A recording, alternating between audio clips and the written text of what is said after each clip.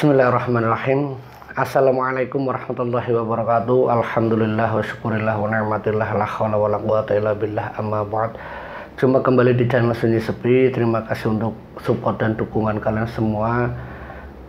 Untuk kali ini saya menceritakan kisah pesugihan siluman kata yang diceritakan oleh salah satu narasumber, itu praktisi yang menceritakan salah satu pasiennya yang mengidap penyakit sangat aneh, yang sekujur tubuhnya ini keluar lendir seperti darah dan nanah itu bercampur dengan bau yang sangat tidak enak, bau yang sangat amis. Ini diceritakan oleh Pak Kiai. Sebut saja pasien ini namanya Pak Rusdi. Awal ceritanya di tahun 90-an, praktisi ini Pak Kiai diminta bantuannya oleh salah satu anaknya Pak Rusdi untuk datang ke rumahnya, karena yang dialami sakitnya Pak Rusdi, sekujur tubuhnya itu dipenuhi dengan luka yang mengeluarkan darah dan nanah yang membuat baunya itu sangat tidak sedap.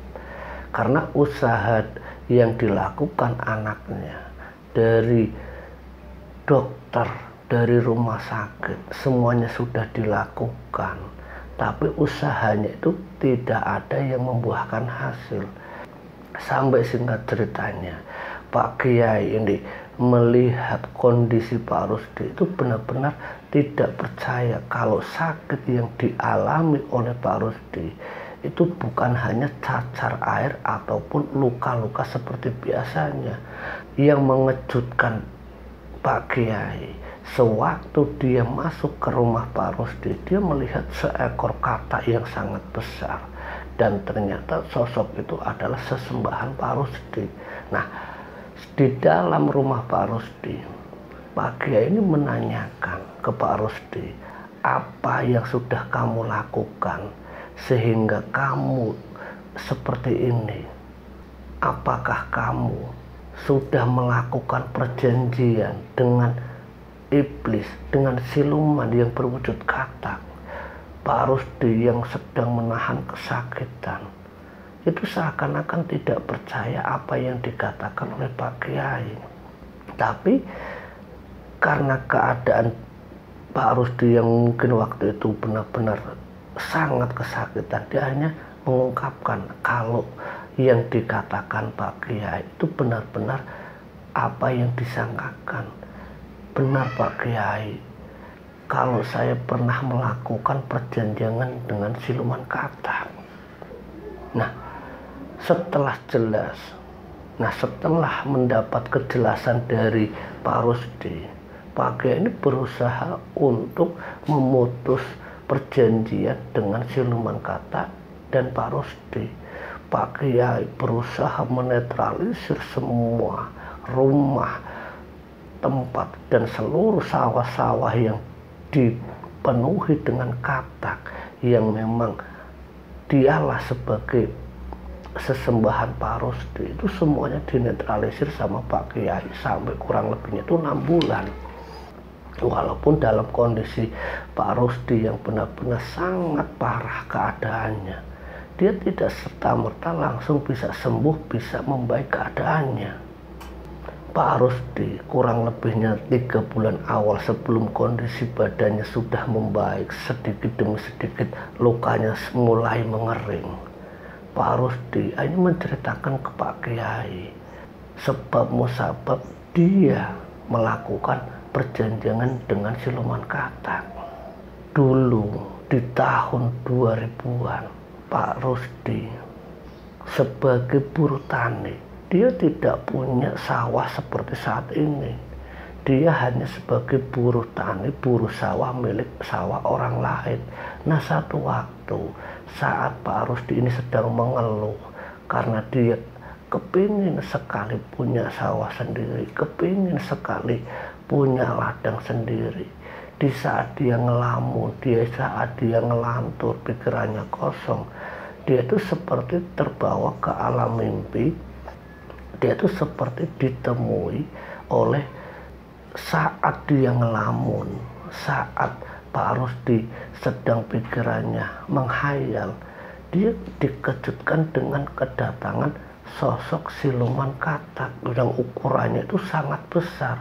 Dan Pak Rusdi yang hendak pulang karena waktu itu sudah terdengar azan maghrib, Pak Rusdi yang ketakutan itu langsung lari dari tempat dia sedang bekerja itu di sawah.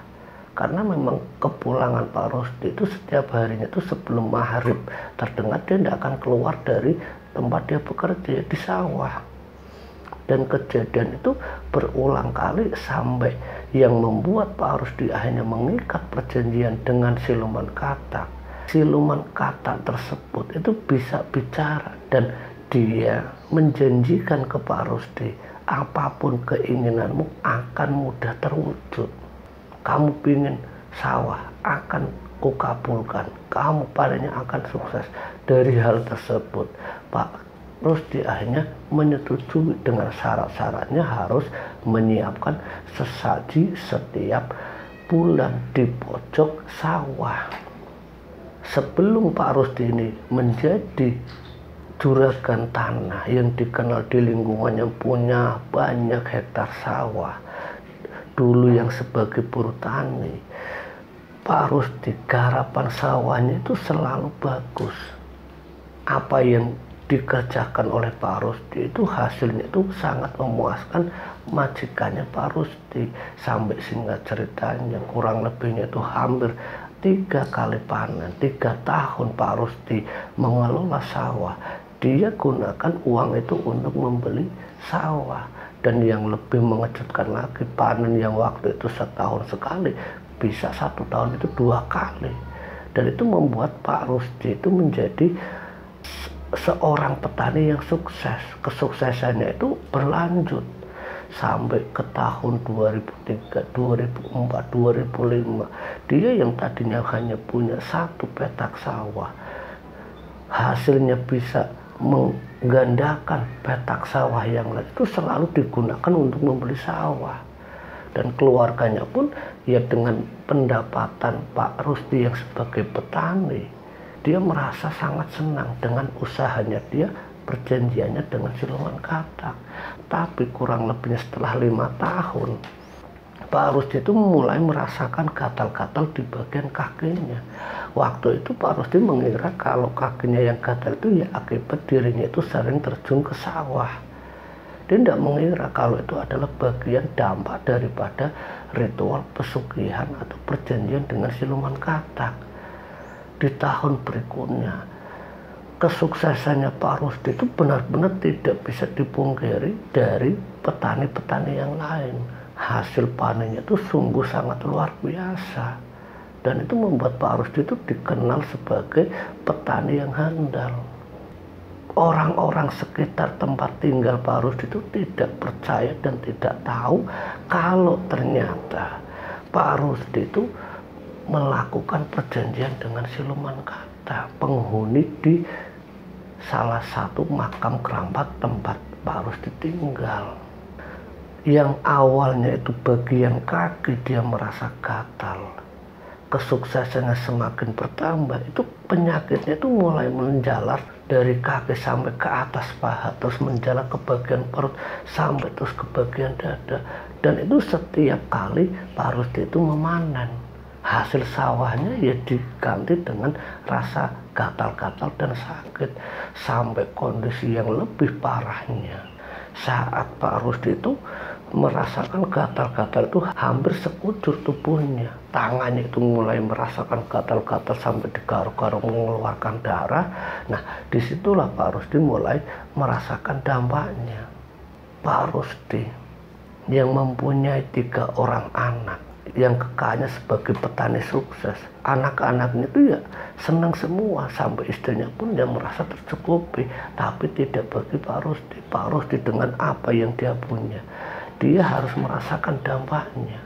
bolak-balik ke rumah sakit, harus operasi kulit, tapi tetap saja biaya perawatan yang sangat banyak ini membuat apa yang dilakukan Pak Rusdi yang sudah tidak menyiapkan sesaji itu sedikit demi sedikit gagal panen mulai dirasakan.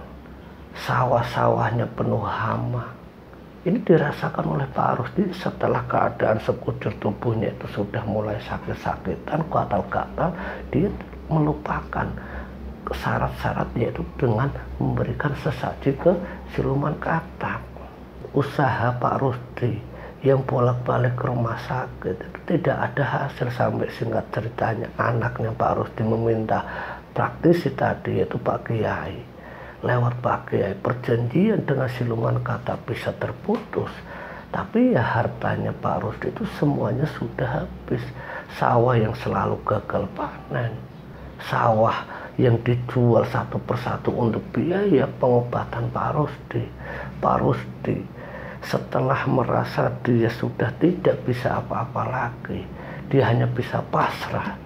Dia meminta sama anaknya untuk mencari bantuan siapapun yang bisa membantu dirinya melepaskan perjanjian dengan siluman katak. Dia berjanji akan kembali ke jalan yang benar untuk bertobat. Nah, lewat Pak Kiai tadi, setelah 3 bulan, kondisi luka sekujur tubuhnya mulai mengering. Pak Rusdi itu sudah mulai melakukan ibadah yang tadinya hanya terbaring di atas tempat tidur. Dia sholat, dia istighfar. Setelah 3 bulan dia sudah mulai merasakan. Tapi Pak Kiai itu masih melarang jangan menggunakan air langsung, tapi gunakan tayamum terlebih dahulu. Kalau nanti benar-benar sudah kering, sudah bersih, baru Pak Rusdi dipersilahkan menggunakan air wudhu. Jadi hampir selama kurang lebihnya 5 bulan di terapi Pak Kiai, disuruh untuk ruqyah, disuruh untuk melakukan semua saran-sarannya, semua nasihat-nasihatnya, dari zikir, dari sholat malam, dan anak-anaknya pun harus mengikuti, yaitu demi kesembuhan Pak Rusdi. Singkat ceritanya, setelah kondisi Pak Rusdi ini sudah membaik, Pak Kiai menyarankan agar perilaku-perilaku sebelumnya yang setiap kali datang ke sawah harus melakukan sesaji ke siluman katak itu jangan pernah dilakukan lagi, karena itu kesesatan kecil yang berakibat fatal, yaitu menjadikan kemusyrikan, menduakan Allah Subhanahu wa Ta'ala. Dan dampaknya setiap perjanjian yang dilakukan oleh Pak Rusdi dan siluman katak, kalau dia melupakan syarat-syaratnya yang harus dilakukan setiap bulan, berdampak, dan itu adalah satu hal yang pasti, yaitu setiap iblis, kalau manusia itu lalai, akan berdampak pada si pelaku tersebut. Seperti Pak Rusdi, dari penjelasan Pak Kiai ini kita bisa ambil hikmah dan pelajarannya, bahwa setiap perjanjian dengan iblis tidak akan membawa keberkahan dan kenikmatan, yang ada hanyalah kesengsaraan. Semoga apa yang disampaikan narasumber itu Pak Kiai ini bisa bermanfaat untuk kita semuanya. Akhir kata, wallahu muwaffiq ila aqwamit thoriq. Wassalamualaikum warahmatullahi wabarakatuh.